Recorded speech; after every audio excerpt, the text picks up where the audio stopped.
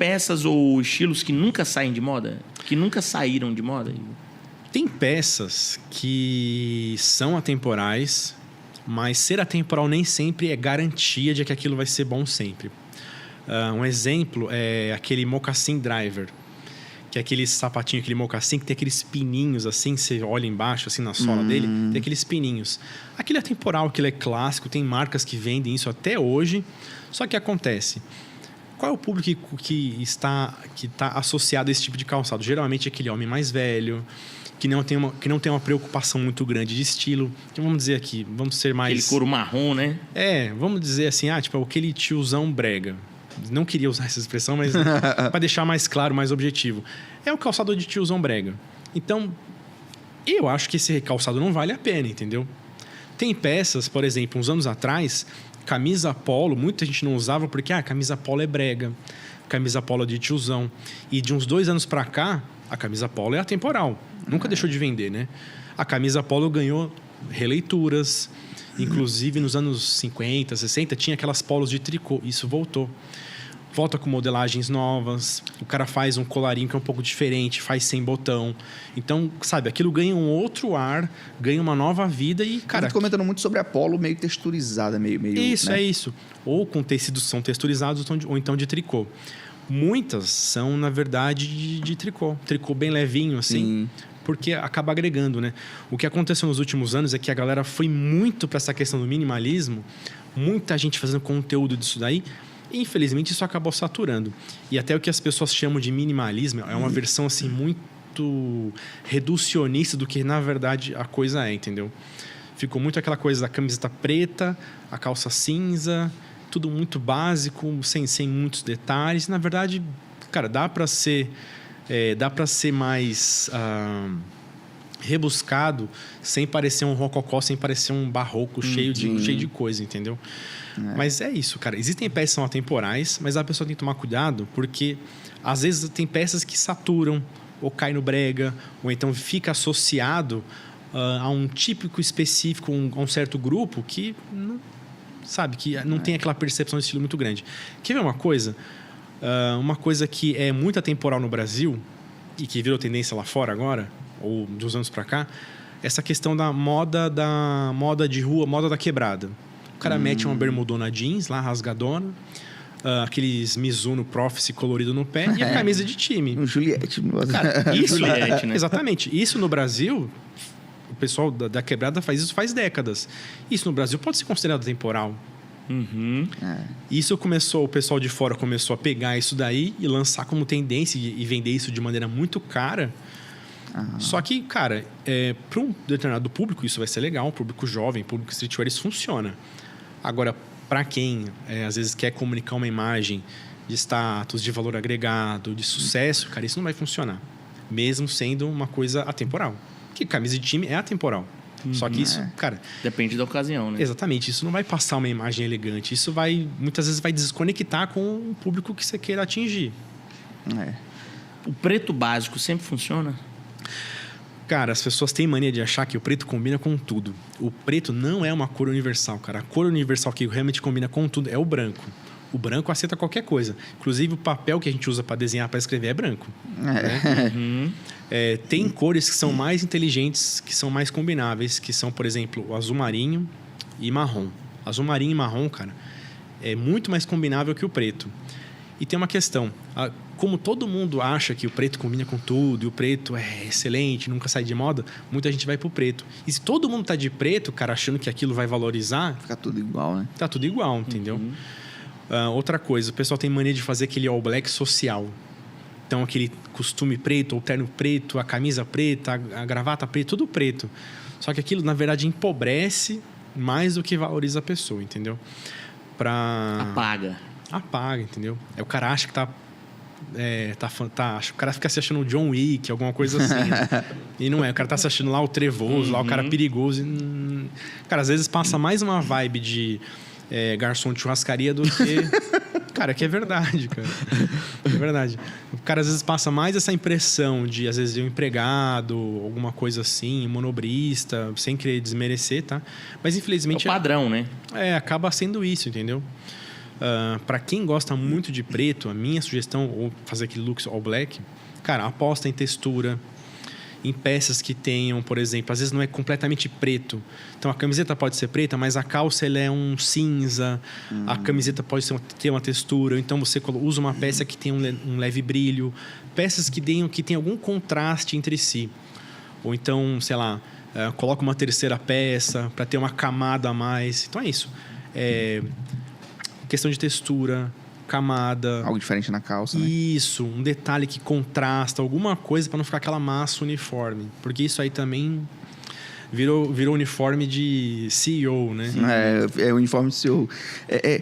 Pode falar. Inclusive, se a gente olhar, por exemplo, o Zuckerberg, né? Que o pessoal adora falar, mas o Zuckerberg, não sei o que lá. Cara, Thiago Nigro, né?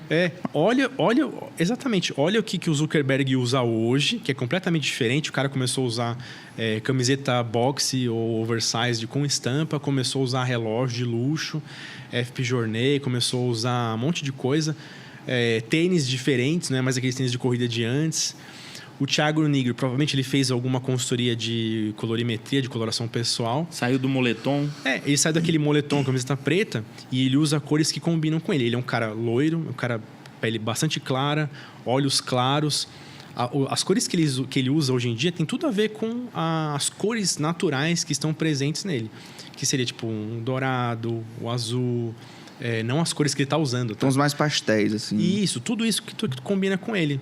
Dá até um ar mais jovem, porque quando você é um cara muito branco, olho muito claro, cabelo muito claro, quando você coloca roupa preta, dá um contraste. Então você parece mais brancão ainda, dá aquele ar mais pálido. Então eu falo pra galera, além dessa questão de roupa, toma muito da questão de cores. Tem cores que não é toda cor que vai funcionar bem para você. Tem gente que fica bom, por exemplo, de creme, de bege, tons pastéis, tem gente que não fica, cara. Uma das cores, inclusive, que eu fujo, assim, muito, é esses tons pastéis, beijinho, assim. Na calça, ok, mas quando é próximo ao rosto, cara, onde vai fazer contraste, tem que tomar muito cuidado. Na calça eu fico preocupado de parecer que eu tô pelado, porque... Se for muito bege, muito clarinho, assim, tem esse problema. Ei, Igor, tu viajou em diversos países, né? Qual que tu viu que disse, cara, esse país aqui é o que dita a tendência, esse aqui é o que se veste melhor e esse aqui é o que se veste pior? Olha, eu não diria que é o que dita mais tendência, mas de onde sai coisas mais diferentes é a cidade de Londres. É onde a galera é mais avant-garde, é mais... audaciosa, onde os caras mais ousam, entendeu? Então sempre lá tem muita coisa maluca saindo de lá. Apesar de ter o tradicional também. Porque eles têm o tradicional lá, tem aquela Savile Row, que tem a rua tradicional lá da alfaiataria, aquilo é muito legal. Tem várias lojas ali que fornecem para realeza e tal. Mas você tem o oposto também, você tem o contraste, que é aquela galera que é completamente maluca. Inclusive, lá a cidade de Londres também é berço daquela moda punk, daquela cultura também. Então, é uma cidade que é muito rica culturalmente, né? Inclusive, todas as cidades que são capitais de moda, elas não são apenas capitais de moda, elas são referências de arte, de cultura, conjunto, né? De música. Isso tá muito ligado, cara. Design, essas coisas sempre andam muito juntas. Mas talvez onde a galera se veste melhor é nas cidades da Itália, Milão, por exemplo, onde os caras têm a cultura de se vestir bem, de comer bem, de ouvir boas músicas, têm a cultura da arquitetura, do design. E uma coisa assim, a Itália, os italianos eles não são tão amarradinhos quanto a cultura de se vestir bem, da moda social britânica. Então, ele é um pouquinho mais relaxado, tem aquela questão do calor, né? Mediterrâneo, então aquilo se torna um pouco mais informal, mais descolado. Eu acho bem mais interessante. E tem a França também, né? Paris, que também tem muitas marcas saem de lá, muita gente se veste lá. E ele até arriscaria dizer que ele é um pouco assim intermediário entre essa questão de Londres e Milão. Ele não chega a ser tão alternativo, mas também não chega a ser tão formal. Mas muita coisa de luxo lá sai de Paris, não tem jeito, né, cara? Paris acaba sendo icônico. Algumas questões que a galera fala muito na internet. Por exemplo, eu vi outro dia um rapaz que fala sobre vestimenta também, falando sobre calça que tem um espaço para colocar cinto, obrigatoriamente você tem que colocar cinto? Principalmente o estilo, entre aspas, mais uma vez que a gente comentou aqui, de alfaiataria, né? Que é o que a galera tá vendendo hoje como alfaiataria. Combina o cinto ou não? E de uns tempos de anos para cá eu passei a usar mais cinto, mais por uma questão de ter um elemento a mais no visual, deixar de ser aquele tão minimalista, tão básico. Mas tem uma questão que eu acho que é até mais importante do que formalidade ou questão de ser alfaiataria ou não. Por exemplo, tem muita gente usando a calça que está muito apertada e na região do cós da calça, a hora que o cara fecha, fica aquele repuxado. Então o tecido ficar repuxado fica feio. Então se você coloca o cinto... Ele te dá uma esticada, assim. Ele cobre aquele amassador do tecido, entendeu? Fala, nossa, a calça tá apertada ali na cintura, né? Então acho que funciona melhor. Agora tem um problema que aqui no Brasil a gente tem a dificuldade de achar bons cintos. Apesar de a gente fabricar muito sapato por aqui, as pessoas têm maneira de fazer uns cintos muito largos. Sabe? Não fica às vezes tão legal. Às vezes uma fivela assim que não é legal. É porque o cinto realmente é um acessório que pode valorizar muito ali valoriza. Você pode usar, o pessoal fica às vezes numa neura, né? Mas combina com calçado, combina com não sei o que lá.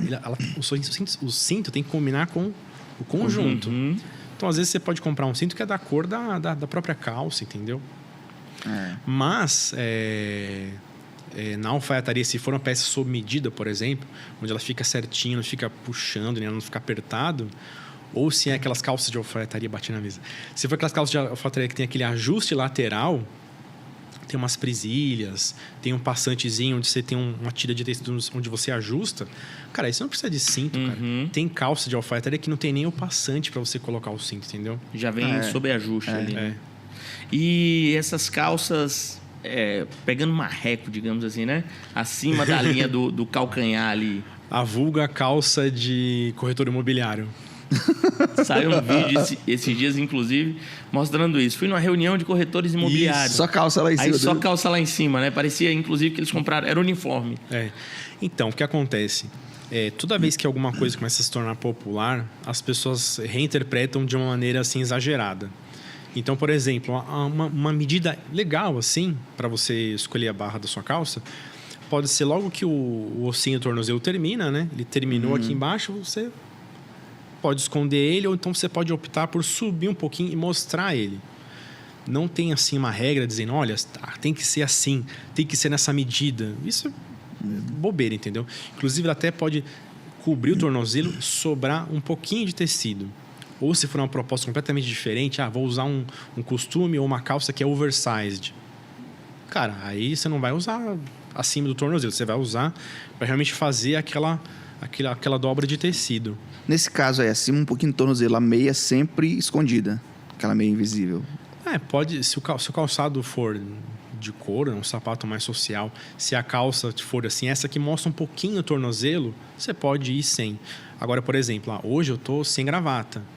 Eu tô com esse costume que ele, apesar de ser formal, né? Ele não tem um tecido que é tão formal assim. A estrutura do ombro... não tem aquele enchimento, não é aquela coisa assim, super engessada. Sim. Então eu posso, mesmo estando de camisa, com lenço aqui, eu posso colocar os sapatos com essa meia invisível, porque dá essa proposta mais napolitana, uma coisa assim mais italiana. Mas, por exemplo, se eu tivesse de gravata, se fosse um evento completamente diferente, eu ia colocar meia. Mas ainda com a calça um pouquinho mais acima. Essa calça que eu estou usando hoje, ela esconde o tornozelo. Inclusive, eu tô até evitando...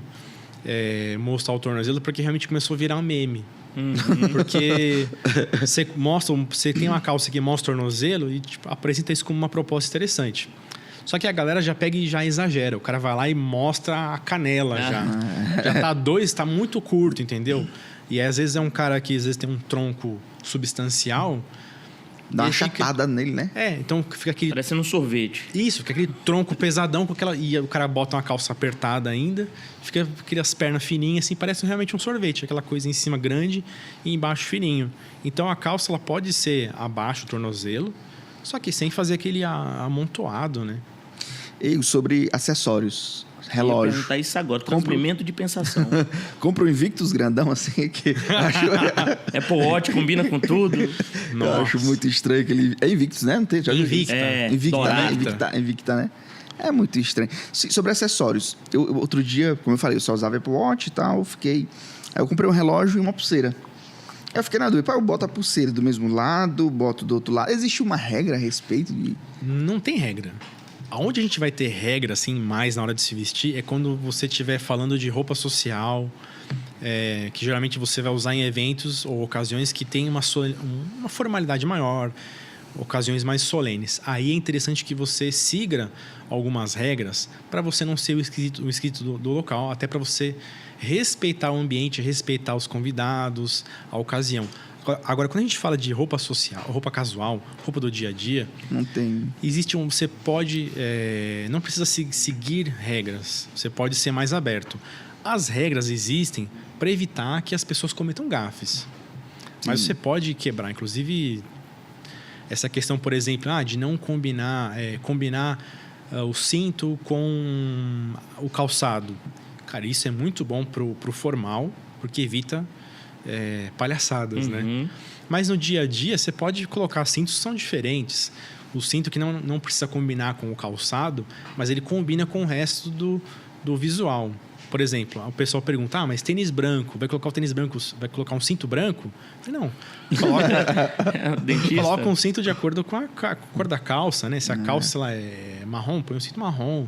Se a calça é verde, às vezes você pode colocar um marrom, ou então um marrom bem escuro, né? Se for um verde bem escuro, você pode colocar um preto, talvez. Ou então pode ser até uma outra cor que você tem no visual que está combinando com o cinto, alguma coisa assim. É igual meia. Meia no formal, né? O ideal é que você use da cor da calça ou do calçado, né? Mas você pode também usar...